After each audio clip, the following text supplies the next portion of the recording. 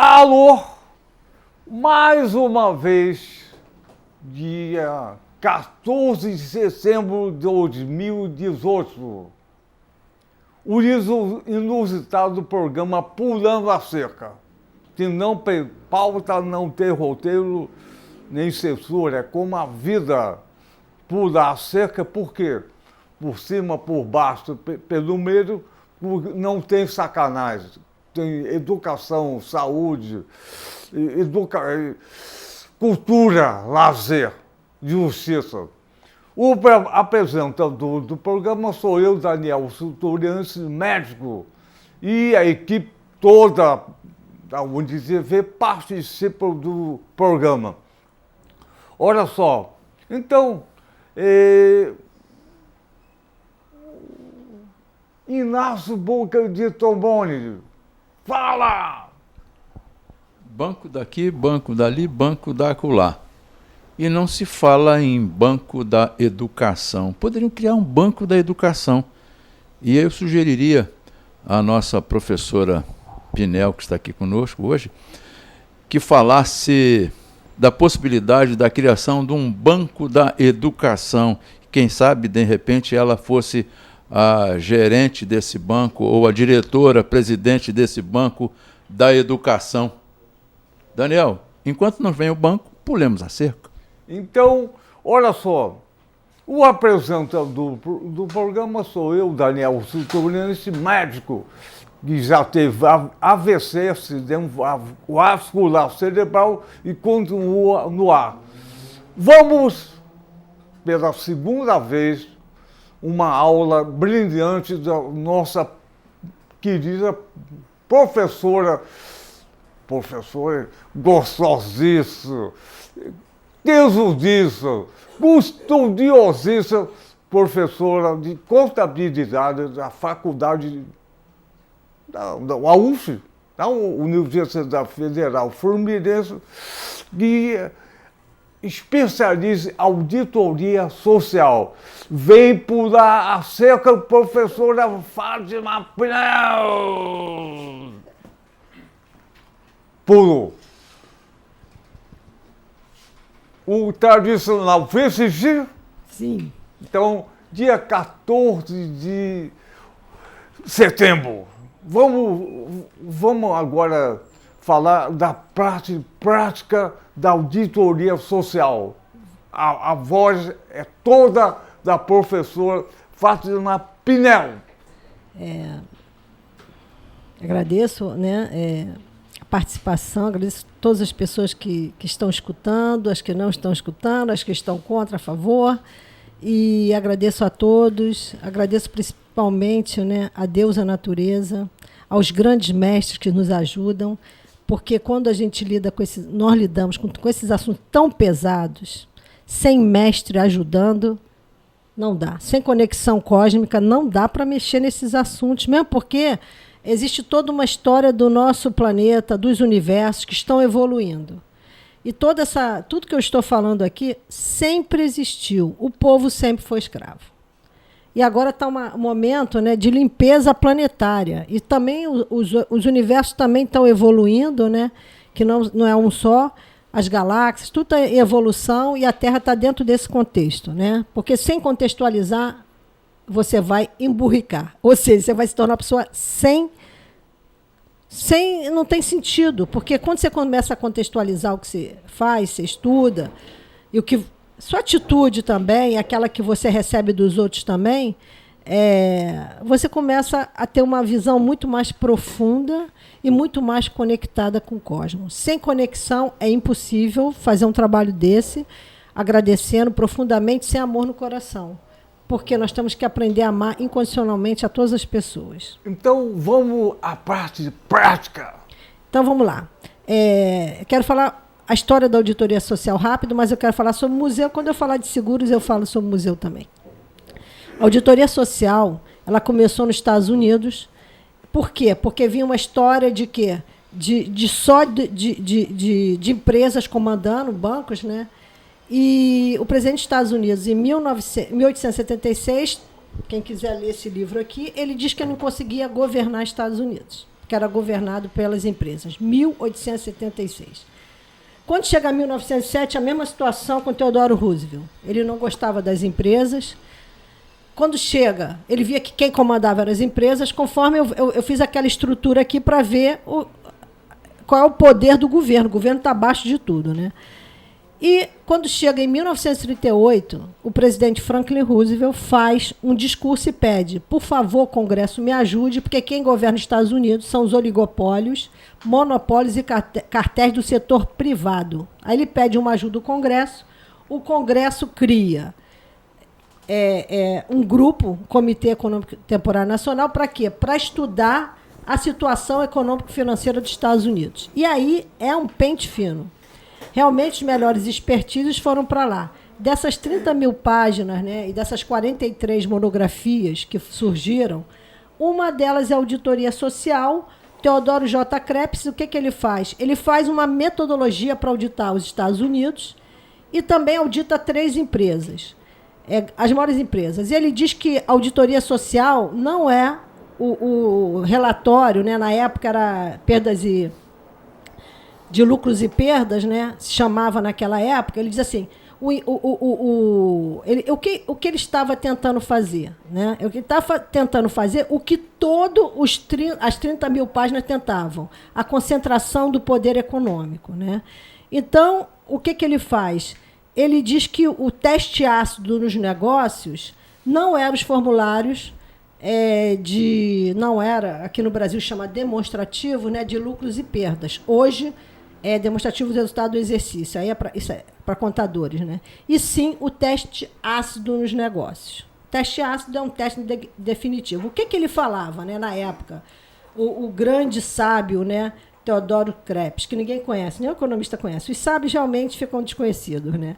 Ele falava como é que uma sociedade civil, né, como é que um governo vai permitir que uma empresa venha, utilize toda a nossa riqueza sem deixar benefícios para a sociedade civil. Então, o tempo todo ele questionava isso. O questionamento dele, né, é a monografia 43, a monografia número 7, era esse questionamento. Então, o que faz? Aí ele estuda, apresenta, quando chega em 41, vai no Senado americano, o vice-presidente dos Estados Unidos pega todas essas 30 mil páginas e diz assim, Estados Unidos vai ser governado por esses estudos. A partir de aqui, vai ser a diretriz do funcionamento dos Estados Unidos, inclusive para a educação. Como estávamos no meio de uma guerra, 1941, Segunda Guerra, aí o que eles fazem? Depois de apresentar ao público, no Congresso, eles tratam todas essas 30 mil páginas, né, como confidenciais, inclusive a auditoria social. A SEC americana, que é a nossa CVM aqui, esconde tudo, né? Esconde da população, trata os documentos. A Chrysler americana, né? Eu já falei, as empresas mandam mais que os governos. Vocês sabem disso, né? Vocês sabem, o PIB das empresas, o lucro das empresas é muito maior, o lucro, o capital social das empresas, o patrimônio líquido das empresas é maior do que vários PIB de vários países. Por quê? Né? Porque elas estão em até 151 países, elas têm tudo que elas querem, o governo tem que fazer o que elas mandam, né? Inclusive o governo é delas também, né? Então, tratado, a Chrysler americana faz um estudo para tentar desmentir. Olha que absurdo. O governo todo, o país todo, melhor expertise. Aí o que eles fazem? Tratam as monografias como confidenciais, escondem isso da população, escondem até certo ponto e criam as agências reguladoras. Um pouco depois. O que são as agências reguladoras? É o cala-boca. É igual a CDE. É de quem? Das transnacionais. Tá? Elas que comandam. Mas tem uma carinha de que está defendendo a gente. Mas não está defendendo. Ela está defendendo aquele poder. Tanto que elas foram criadas e quando você pesquisa auditoria social mesmo, fundo, Albert Clark, vários estudiosos dizem as agências, as agências reguladoras foram criadas para acabar com a auditoria social. Isso está escrito, está até na minha tese. Bem, então, o que aconteceu de lá para cá? O setor privado manda as empresas, por quê? Porque elas são móveis, elas são globais, elas mandam em tudo. Então, esse foi o processo de auditoria social. Eu, quando comecei a estudar auditoria social, a pesquisar, eu tinha vontade de fazer uma auditoria social, só que eu não sabia que tinha existido. E eu tive a chance, a canalização, né, de vir um documento que está falando de CREPS. Aí eu fui buscar, já tinha existido a auditoria social e eu usava, as minhas pesquisas antigas eu usava o termo, né, auditoria social, mas não sabia que tinha existido. Então foi uma conexão, né? Então como é que funciona a auditoria social? A auditoria social parou, aí veio a responsabilidade social. O que é responsabilidade social? É a empresa falando dela, falando o que ela quer dela. Por quê?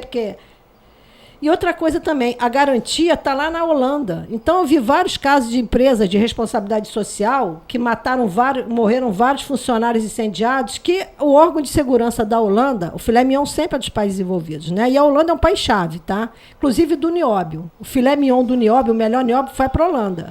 A Holanda tem muita história. O BIS foi criado na Holanda, né? Só que o centro financeiro é a Inglaterra. É uma distribuição de amigos, né? De famílias, né? Isso aí vem, essa ancestralidade aí que comanda esse planeta, né? Humanos e não humanos. Bem, aí voltando. O trabalho de auditoria... Então, a auditoria social morreu. Ninguém sabe, ninguém conhece. Aí, depois de alguns anos, eles começaram a deixar que algumas monografias viessem à tona. E essa foi minha pesquisa de doutorado, né?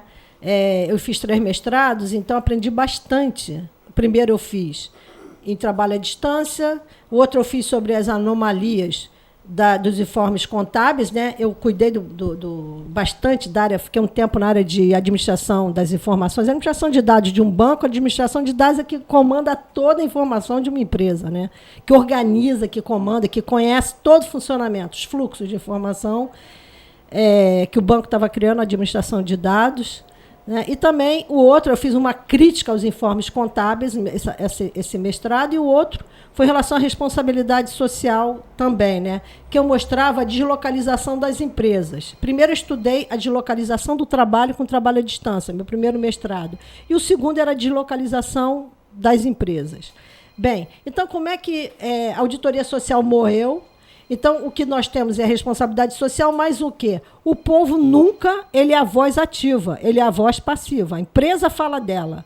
E o CREPS não queria isso. Tanto que CREPS, quando ele criou, né, a auditoria social, o que o CREPS fez? Ele proibiu que usasse dados das empresas. Ele só queria usar os dados do governo. Ele não utilizaria dados da empresa. Os balanços das empresas, mesmo porque a quebra de 29 queria acabar com a contabilidade porque os balanços não tinham lastros. Aí depois vieram os acts 133, 134, né, lá nos Estados Unidos. Para quê? Para salvaguardar a contabilidade também. Aí toda empresa tinha que ser auditada, de capital aberto tinha que ser auditada pela uma empresa de auditoria. Tem uma série de normas, né, mas na época era lei, né, act, a lei dos Estados Unidos, que foram feitas para preservar todo esse mundo financeiro aí que está aí, e esse mundo de bastante, como é que se diz? Bastante mentira, bastante teatro, né? Então, voltando, como é que eu trabalho... Então, o meu trabalho de auditoria social, já que eu estudei a deslocalização do trabalho, né? Teletrabalho, a deslocalização das transnacionais, o que era fazer? Né? Eu fui discutir o local global. Porque, lógico, se você está globalmente, você tem muito mais poder daquele que está local. Aí, o que eu fiz? Eu bolei uma metodologia para auditar as empresas. Por quê? Porque eu fui auditora de banco e aquilo ali não é auditoria. E eu também, ao longo da pesquisa, eu descobri que era muito mais fácil utilizar os informes aos acionistas das bolsas do que os demonstrativos contábeis. Por quê? Porque eles criaram várias normas, né? Por exemplo, mais de 1000 páginas de normas internacionais de contabilidade, que só dificulta. E outra coisa, os informes aos acionistas estão em índice, qualquer pessoa pode ver. Então, o que eu comecei a fazer? Primeira coisa, eu criei um modelo para auditar as empresas. Nesse modelo, né, eu levantei 45 itens de insustentabilidade das empresas. 45 itens que elas utilizam. Eu dividi primeiro em meio ambiente, o que elas usam de recursos naturais e como elas tratam os recursos naturais. Depois veio a parte de como ela trata o entorno dela, né? Então, é humano-social, essa segunda parte, segundo módulo. A terceira parte é como o governo, qual a relação da empresa com o governo. E a quarta parte, como essa empresa presta informações à sociedade civil. É um trabalho, realmente, foi um trabalho inédito, tá? Inclusive o chefe da banca, o responsável pela banca lá na Espanha, falou, extraordinário trabalho. Falou comigo, quando eles me deram a nota máxima com laude, lá que eles têm que abrir envelope, lá não é igual aqui, né? Lá é um pouco diferente. Ele falou, extraordinário trabalho. E, realmente, é um trabalho que mostra as coisas que...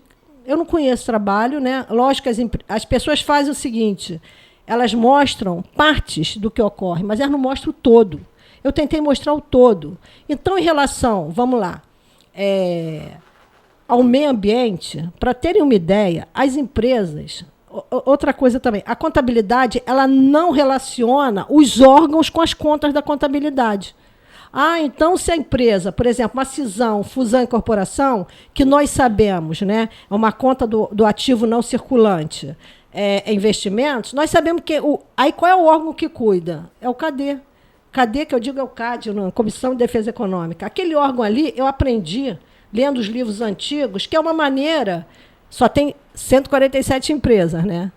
Dessas 49, quem só tem... É uma maneira de uma empresa que são as mesmas fazerem sua festa. Tipo assim, a empresa matou não sei quantos lá na Índia, o caso do Bhopal, Dow Chemical. Na mesma hora ela vai fazer uma fusão, ou ela vai fazer incorporação, uma cisão para o nome dela sumir da história. Então, a fusão, cisão e incorporação na contabilidade é isso. Então, o que eu peguei e fiz, né? O meu demonstrativo contábil? Eu criei uma metodologia. Primeiro, criei um modelo, 45 itens. Eu vou avaliar tudo, 45 itens. Só que eu avalio, vou lá nos demonstrativos contábeis também. Aí, o que eu faço? Primeiro, eu pego os informes da Bolsa, formulário referência 20, né? Da Bolsa de Nova York, que está em português. E pego o formulário da CVM, que está formulário referência. Então, e pego o demonstrativo contábil também. Só que, para vocês terem uma ideia, né?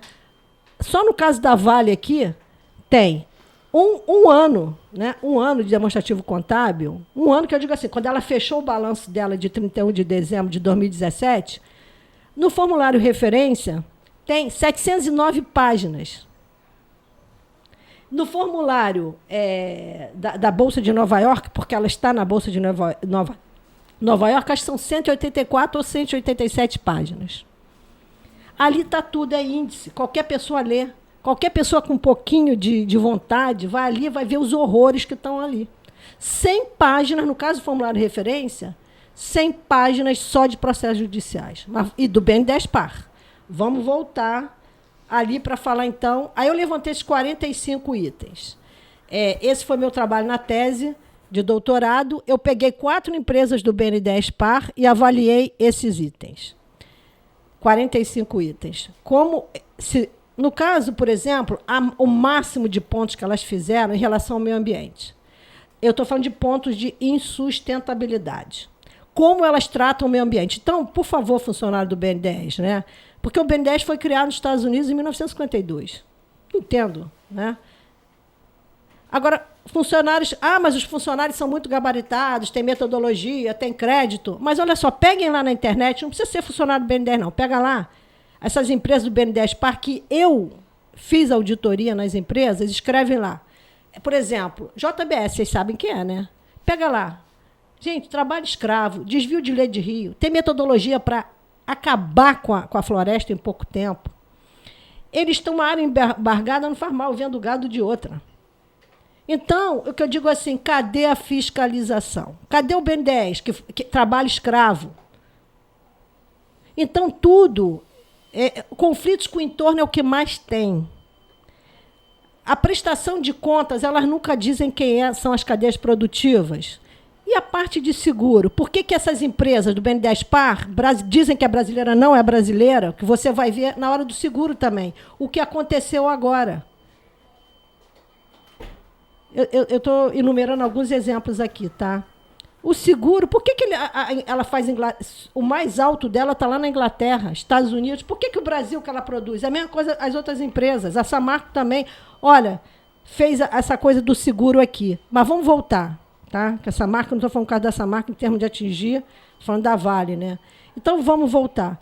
que eu fiz? Eu levantei esses 45 itens e avaliei essas 4 empresas. Para vocês terem uma ideia, a minha tese está sendo avaliada para ser publicada por uma editora, tá? Inclusive, eu pretendo outros países também. Eu queria que os Estados Unidos conhecessem a história da auditoria social, que eles não conhecem. Eu fiz um capítulo só sobre a história deles, que ele é piada, né? Mas eu quero chegar aqui, eu queria mostrar aqui, as 4 empresas são praticamente insustentáveis. Chegando um nível, a primeira, que é uma empresa de 1.283 da finlandesa, na minha avaliação, ela é uma empresa totalmente sustentável, ela ainda brinca com o brasileiro. E ela recebe muito dinheiro da Finlândia também. E o BNDES, o que você faz? O BNDES, o que você fez com essa empresa? Então, quando você estuda, gente, dá vontade, são horrores que está ali. Sabe o que é horrores? Aquilo ali parece um filme de Alfredo Hitchcock.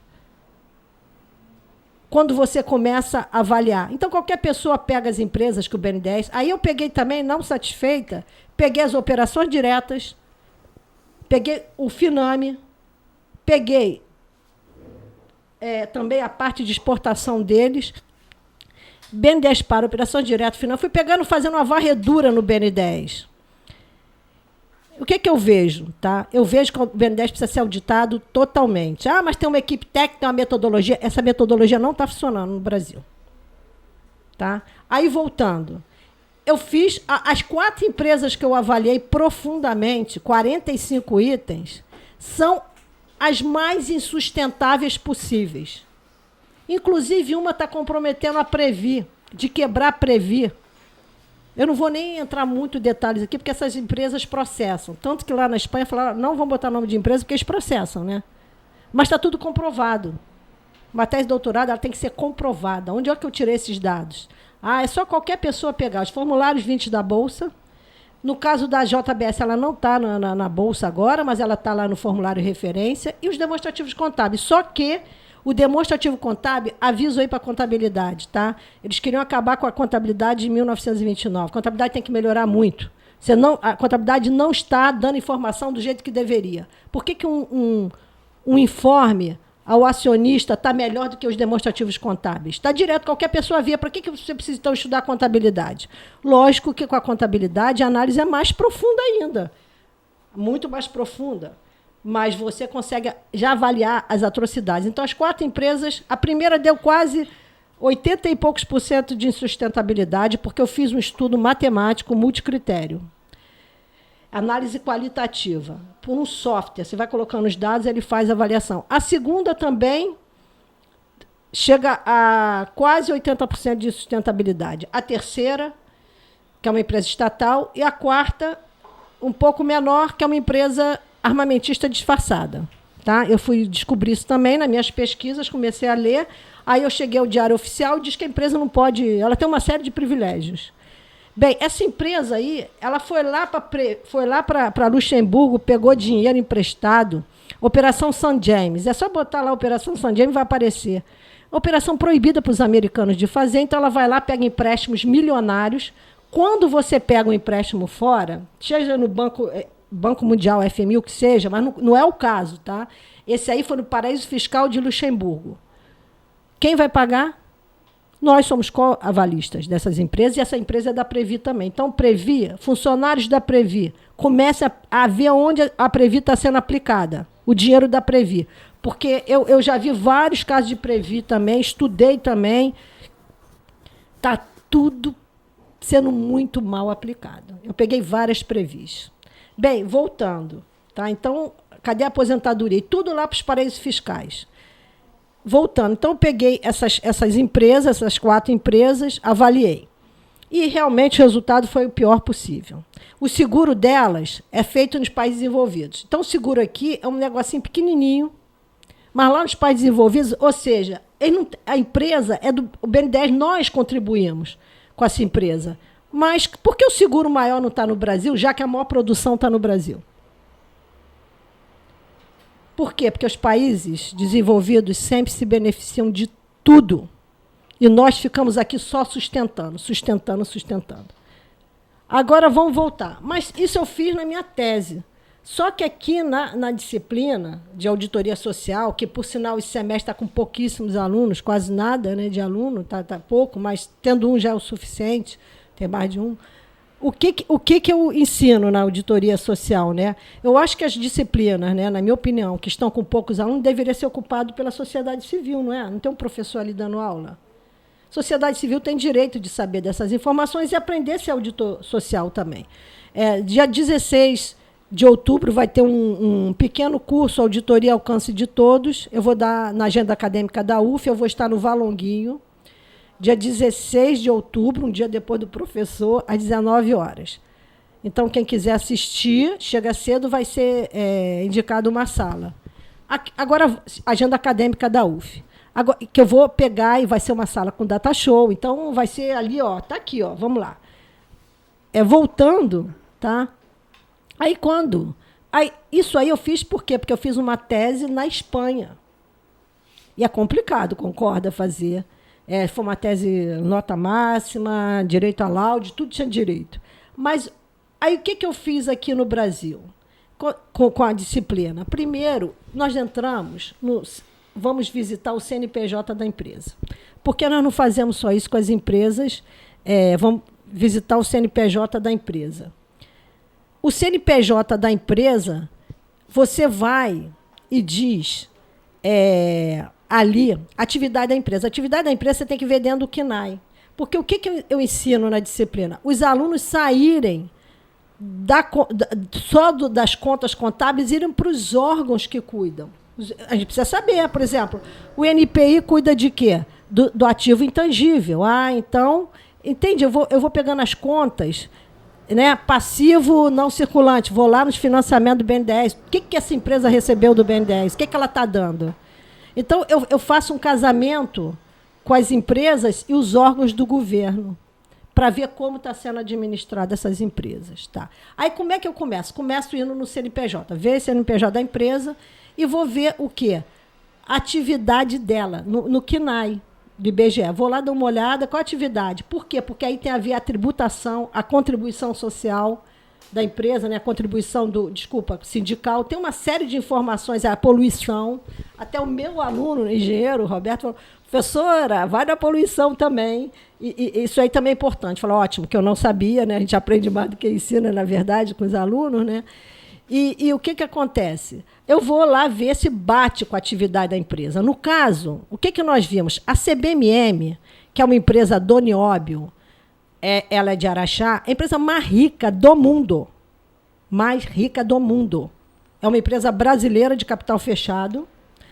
E essa empresa, né, acho que o Brasil, a hora que quiser controlar o Nióbio, ele mata, eles vão entrar, Estados Unidos vai entrar aqui, né, vai entrar frotas aqui, porque é uma farra aquilo ali. Eu já fiz uns 5 trabalhos sobre o Nióbio com meus alunos na auditoria social. Né? Então, voltando. A CBMM, por exemplo, a atividade dela está errada, não bate com o KNAI. Tem que bater? Tem, porque tem a ver com a tributação, lucro real, lucro presumido, tem a ver com vários itens. Ali não é fiscalizado, porque eu já peguei várias empresas erradas, a atividade principal da empresa. Depois, o que nós olhamos ali? Quem são os sócios dessa empresa e onde é a sede? Depois disso, analisamos isso, já temos uma visão da empresa, já relacionamos, né? Nós vamos ver se essa empresa é contaminante, não é contaminante, se ela usa muita água, se ela não usa muita água. Tem dados, nós temos lei aqui sobre isso. Então, os alunos vão lá na lei e vão dar uma olhada, né? Se essa empresa utiliza muito recurso natural, se ela é uma empresa contaminante. Tem uma série de dados que você pode ver ali.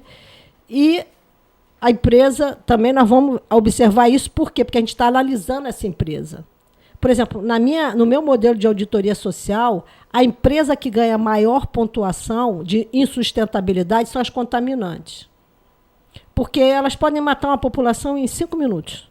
Como aconteceu no caso de Bhopal lá na Índia também.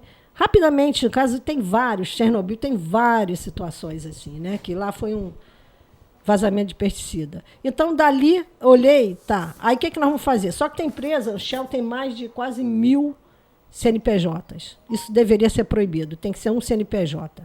Aí volta, Só quero falar de... Aí eu vou e nós vamos analisar esses itens, 45 itens. Mas a nossa análise também, aí tem coisas que não tinham no modelo, mas nós nem sempre analisamos. 45 modelos, né? 45 itens é coisa pra caramba. Por quê? O que nós fazemos, na verdade? Nós vamos analisar alguns pontos.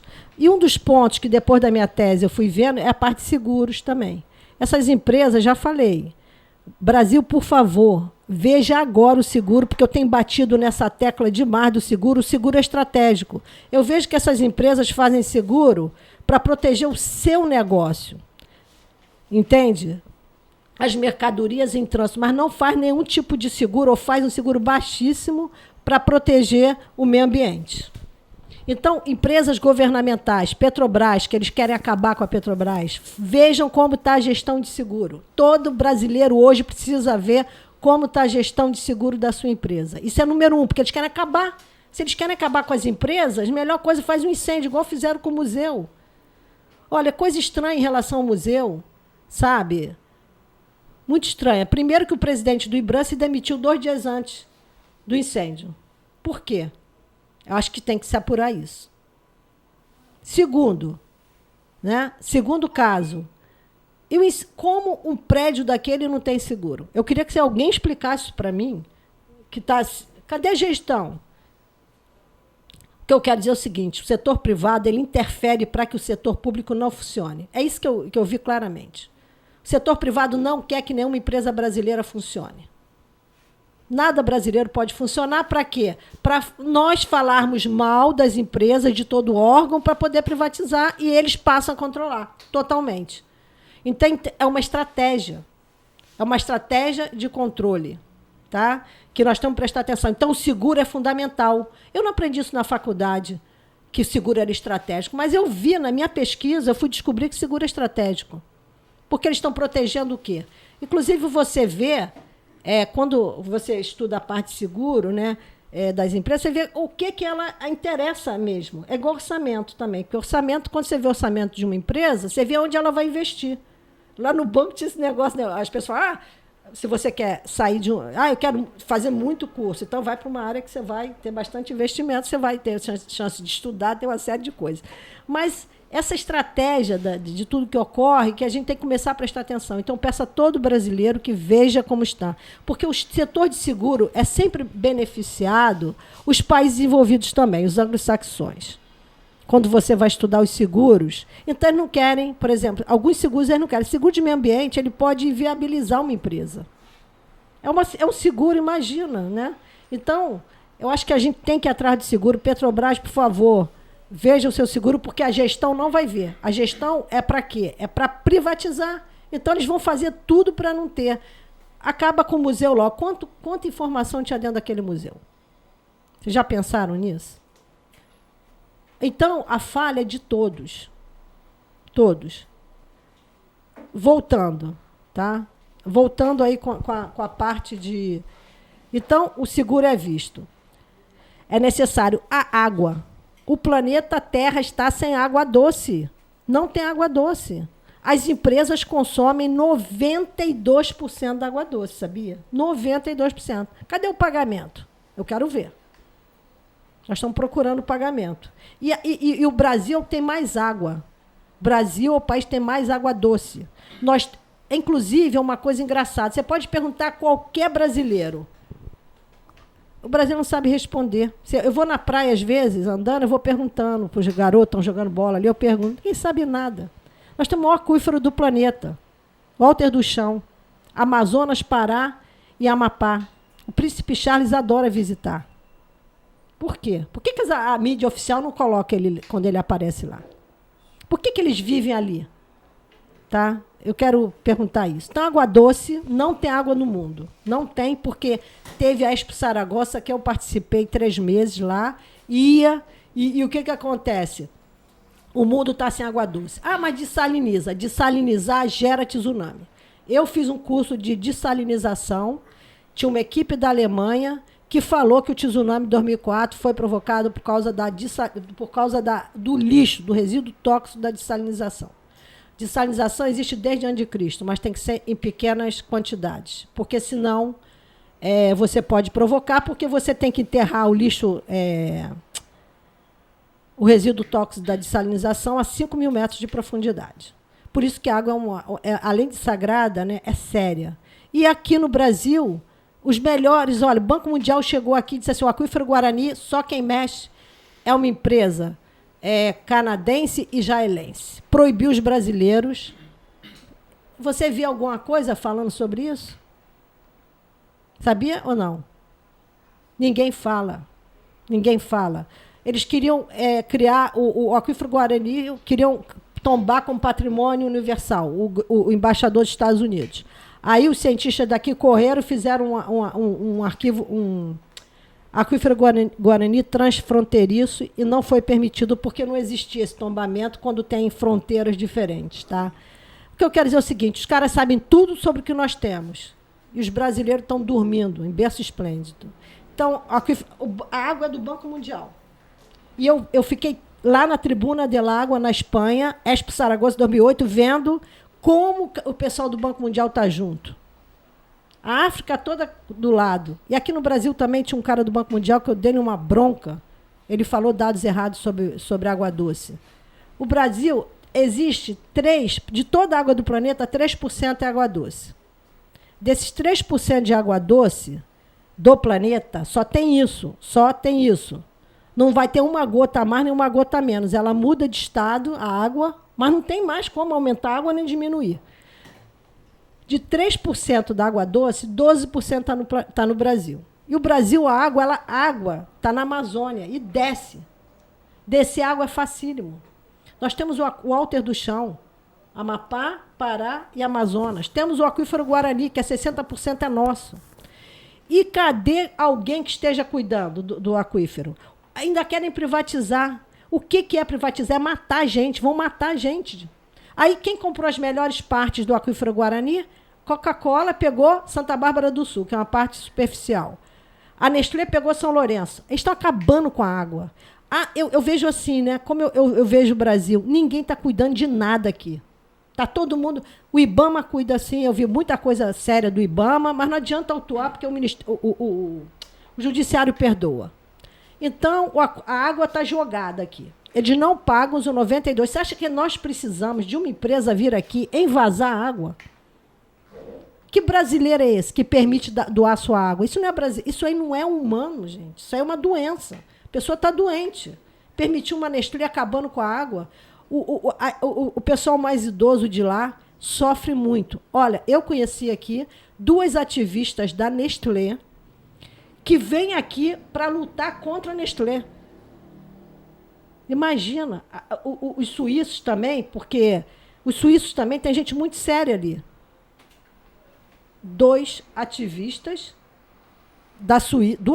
que eu conheci contra a Nestlé. E o brasileiro está batendo palma. A gente não precisa de Nestlé nem Coca-Cola aqui, não. A Coca-Cola foi expulsa da Índia. Sabe o que ela fez? A Coca-Cola foi lá, pegou um helicóptero, começou a jogar cimento em cima das plantações.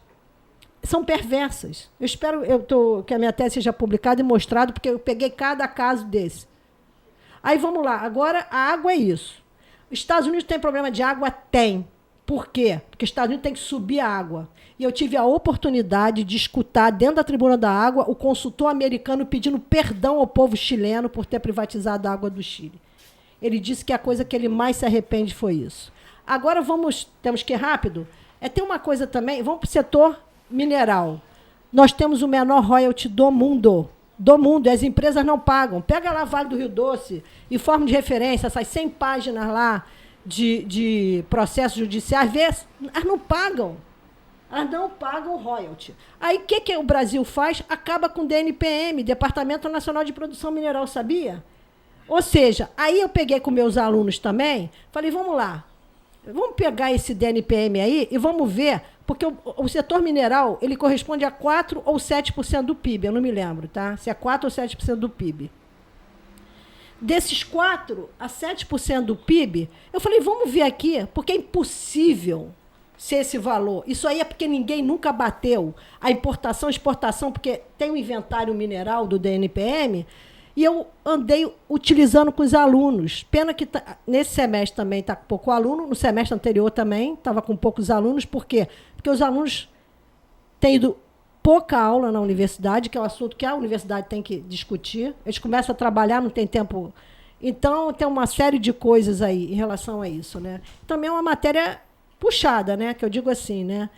Não é vista pelo poder como uma matéria linda, né? Então, vamos lá. Então, o setor mineral, acabaram com o DNPM, ou seja, nós temos que pegar cada minério daquele, porque ali tem as contas, no inventário mineral tem cada minério. Eu peguei, fui lá na InfoMoney, se eu não me engano, ou Datamine, peguei todos os minérios do Brasil, todos, peguei BN10, todos os empréstimos, operações diretas, tudo dei para os indígenas. Peguei o setor mineral, levantei sozinho, fiz uma base de dados, todas as empresas e todas as jazidas do Brasil. Aí eu fui para o DNPM e já estava faltando coisa. Tinha vários minerais que não são controlados no Brasil. Outro ponto, olha quanta coisa que nós temos que fazer. E nós estamos precisando de gente para fazer isso. Outro detalhe também, paraíso fiscal. Vamos lá, vamos pegar a Vale do Rio Doce. Vale do Rio Doce foi privatizada, né? Eu não entendo porque ela está dentro do BNDES-PAR. Eu não consigo entender. Eu gostaria que todo mundo... O EIC ganhou muito dinheiro ali no BN10, operações... Gente, o dinheiro vai embora. Vem do trabalhador, PIS, PASEP, Fundo de Garantia, Imposto de Renda, Fundo da Marinha Mercante, vai tudo lá para fora, para as transnacionais. Ninguém está vendo isso aí. Não tem critério. Eu pego lá a empresa do EIC, vê o que aconteceu. Eu pego cada empresa, vou lá, trabalho escravo, desvio de leito do rio. Todas elas desviam leito do rio, para favorecer as suas fábricas e não ter controle de pagamento da água. Bem, voltando, água doce, né? Aí, voltando, eu quero falar também agora dos paraísos fiscais. O que é isso? Qual o problema do paraíso fiscal? Por exemplo, a Vale do Rio Doce é um exemplo. Paraíso fiscal. Então, você vê que tem uma máfia internacional que controla tudo. A empresa, e não é só no Brasil, não. Eu vi esse paraíso fiscal, essa situação isso se chama preço de transferência. Eu vi também na Espanha. A empresa produz aqui, recebe tudo que tem direito e paga nada. Porque quando você olha os processos judiciais, você vê que não estão pagando nada, só estão recebendo. E não tem transparência. A empresa vem, produz aqui, só que ela faz uma venda cheia, ela vende, toda empresa tem uma subsidiária em paraíso fiscal. Por que toda empresa tem uma subsidiária em paraíso fiscal? Será que a contabilidade não vê isso? Não está fazendo nada em relação a isso? Cadê a contabilidade? Toda empresa tem uma subsidiária em paraíso fiscal. Aí o que eles fazem? Eles produzem aqui com o nosso recurso, com o nosso dinheiro, com o nosso dano ambiental, né?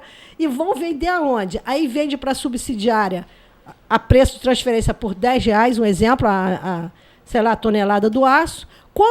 Eu vou pegar o caso da Vale. Aí a Vale vende para a Suíça. A Suíça é um paraíso fiscal. Então, lá nesse paraíso fiscal, ela também paga imposto, só que aqui ela paga 24 e lá ela paga 22. Mas ela vende, a Suíça vai vender para o mundo inteiro a tonelada, vamos dizer, se aqui foi R$100, ela vendeu R$1.000 a tonelada. Ela vendeu para a subsidiária, transferiu, né? 10 por R$10. O tributo aqui é quanto? R$10. E lá para a Suíça, quanto a Suíça ficou? Com os R$90.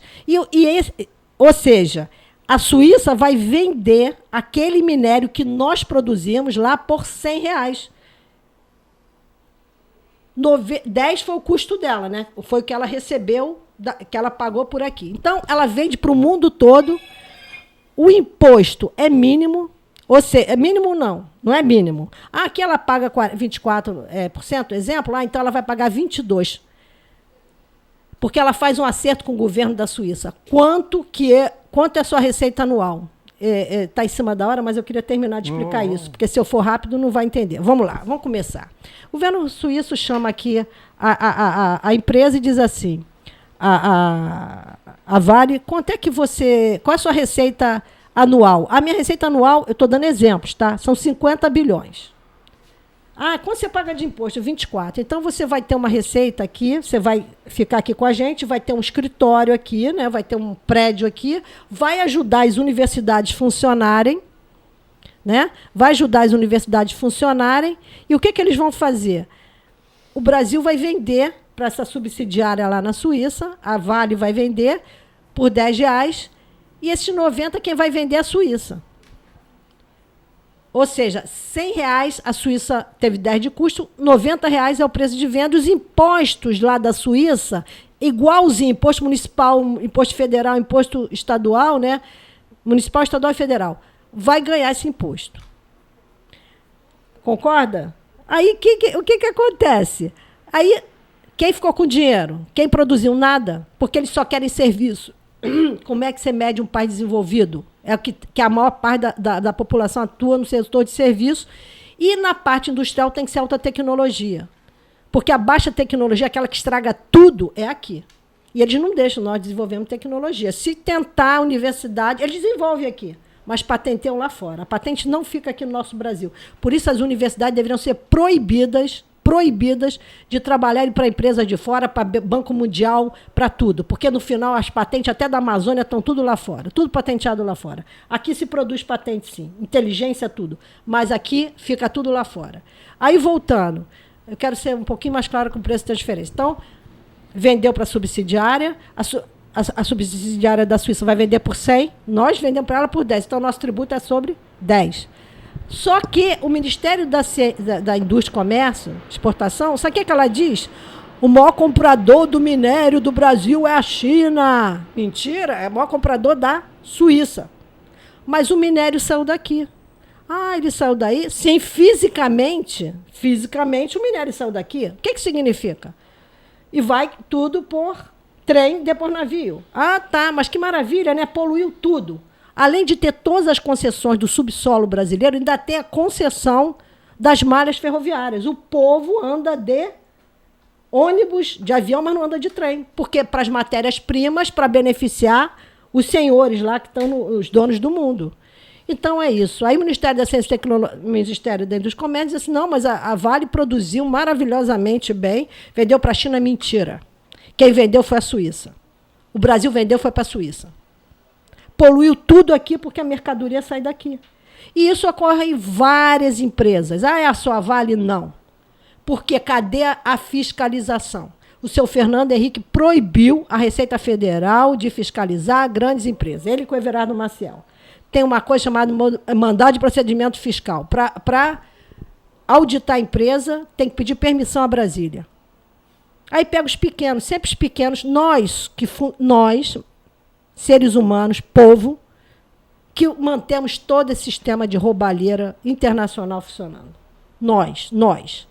Sem nós, sem a gente, eles não conseguem fazer isso. Então, isso é uma preço de transferência. Aí você vai por outros setores. Isenção fiscal, às custas de quem? Elas não pagam nada. Elas não pagam. Elas só criam problema onde estão. Ah, mas a empresa privada é maravilhosa. Não é maravilhosa nada. Ela vive do que é nosso. Eu falo para os alunos aí, pega informação acionista e vê os processos. E tem mais um roubo grande que eu quero falar antes de terminar.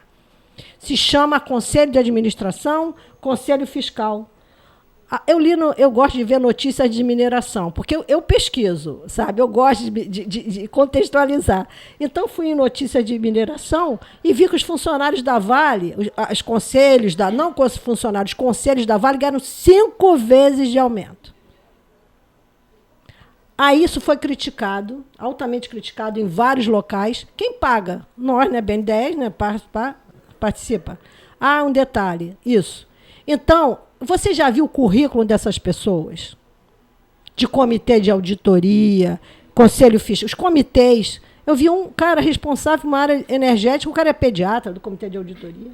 Falei, gente, como é que é isso? Não tem fiscalização, ninguém fiscaliza. Então, é uma maneira de botar sobrinhos de parentes, amigos, para ganhar milhões, porque são milhões de dólares. Se um juiz está ganhando sei lá quanto, um presidente de empresa está aqui, ó, da Coca-Cola, 80 milhões de dólares.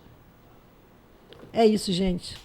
Mas que isso não cai em raiva e cai assim, vamos crescer e vamos começar daqui para frente. Porque chega uma hora que a gente tem que começar. Então, após essa brilhante aula de sabedoria que a gente tem que aprender, por isso existe a universidade. Universidade significa universo. E o universo é muito mais grande que a gente pode imaginar. Então, a questão de nacionalidade, justiça. Então, parabéns à professora Fátima Pinel, na Universidade Federal Fluminense. Parabéns pela brilhante aula. A gente vai aprender muito e meditar muito sobre isso. E o teu papel é colocar a sabedoria no país. Então, parabéns.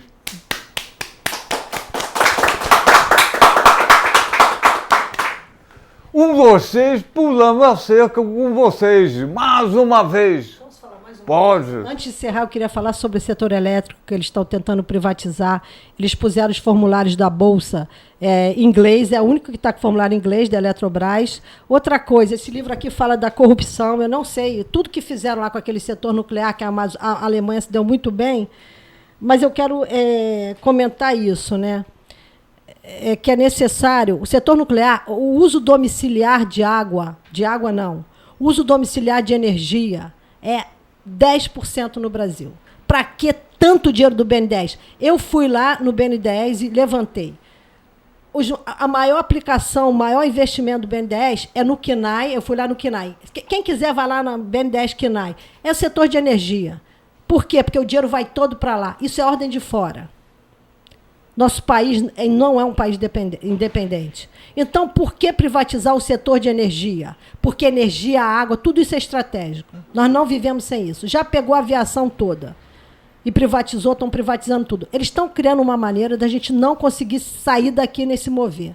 Eles estão matando a gente aos poucos. É isso que eu queria falar. Desculpa pelo vocabulário, né? Mas nós estamos sendo assassinados aos poucos por toda essa política, por todo esse poder. Espero que essa palestra venha trazer vida, amor e qualidade de vida para esse povo que merece. Então, parabéns. Pulando a seco. Mais uma vez. Cara, que coisa, não? Valeu, valeu.